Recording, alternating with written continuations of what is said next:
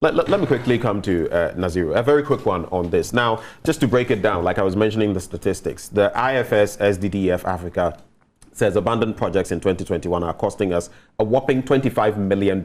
Multiply that by 6, so 25 by 4 would give you 100. So that's just about 150 million Ghana cedis in 2021, I think thus far. You look at the trajectory across the years, and we're told that we are averaging 25 million, 30 million in 2017, when you look at the figures. It means every year we are losing these gargantuan sums of money, and think of the impact they could have on our infrastructure, on our development, how we could invest such sums of money. But we are losing all of it because of abandoned projects. Your take, and how do you react to this NPP government when it comes to abandoned projects?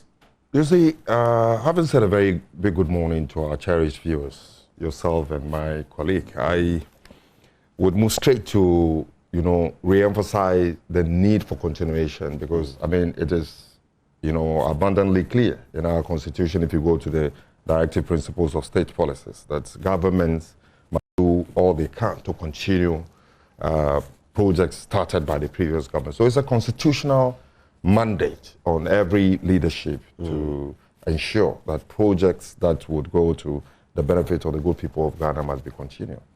Now, in our case, let us also not run into the blame game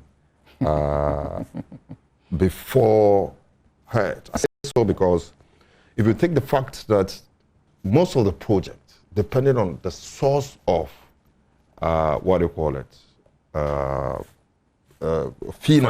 funding of the project. Whether it's GOG or externally funded. Whether it's externally funded, whether has an effect on these things.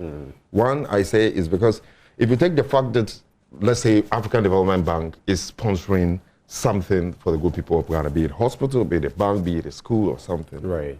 They've put in place mechanisms to ensure that these monies cannot just go into pocket that they don't deserve. Right. Those mechanisms are working very well, so that you would realize if you get funding from such donor agencies, the project will work and go faster, unless something untoward really happens. And that has been an experience in the past. Usually when it's externally funded. I mean, look at the Pualugu Dam, close to $1 billion.